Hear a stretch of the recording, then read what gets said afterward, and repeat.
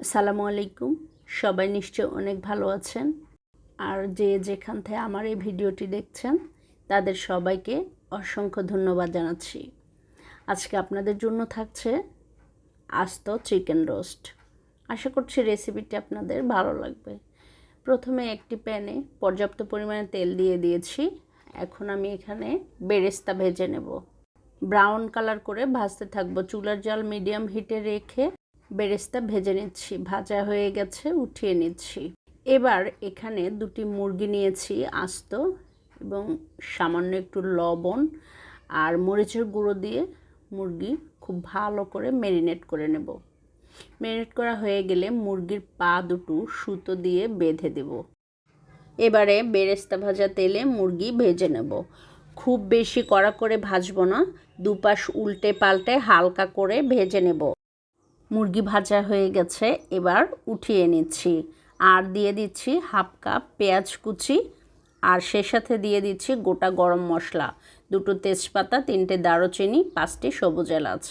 আর সে সাথে দিয়ে দিচ্ছি 1 টেবিল চামচ আদা বাটা, 1 টেবিল চামচ রসুন বাটা, আর দিয়ে দিচ্ছি 4 টেবিল চামচ পেঁয়াজ বাটা। খুব ভালো করে একটু ভাজতে থাকবো।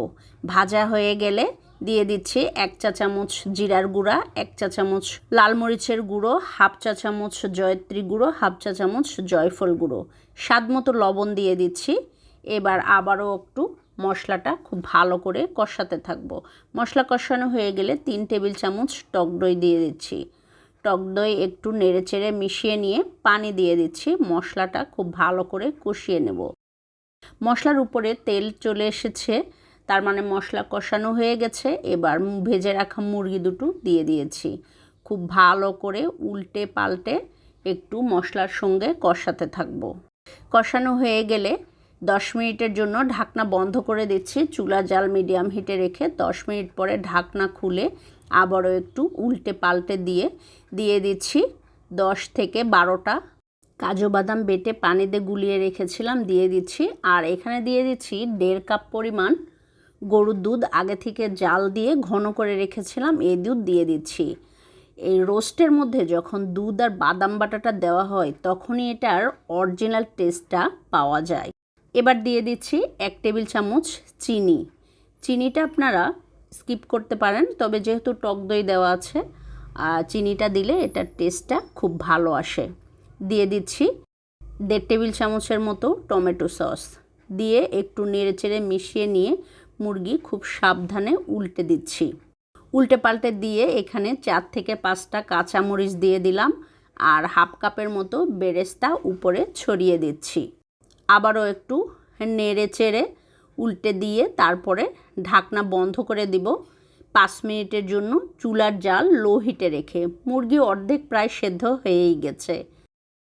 5 মিনিট পরে ঢাকনা খুলে আবারও একটু উল্টে পাল্টে দিচ্ছি। রোস্ট একদমই রেডি হয়ে গেছে। একটু নেড়ে চেড়ে গ্রেভিটা একটু শুকিয়ে আসলেই চুলার জাল বন্ধ করে গরম গরম সার্ভ করে নেব। হয়ে গেছে, এবার চুলার জাল বন্ধ করে দিচ্ছি। দেখেন এটার কালারটা দেখে নিশ্চয় বোঝা যাচ্ছে যে কতটা পারফেক্ট হয়েছে। ঝটপট তৈরি হয়ে গেল খুবই অল্প কিছু মশলায় বিয়েবাড়ির স্বাদে আস্ত চিকেন রোস্ট। দেখে নিশ্চয় বোঝা যাচ্ছে কতটা পারফেক্ট হয়েছে। হ্যাঁ, সত্যি এটার টেস্টটা ছিল অসম্ভব মজার। বিয়েবাড়ির চাইতেও কোনো অংশে কম না। এটা আমার বাসায় রান্না করার সাথে সাথেই শেষ হয়ে গিয়েছে। আপনারা চাইলে বাসায় এভাবে বাচ্চাদের রান্না করে দিতে পারেন, ওরা তো খুবই খুশি হবে। সবাই ভালো থাকবেন, সুস্থ থাকবেন। দেখা হবে আবারও কোনো সহজ রেসিপিতে।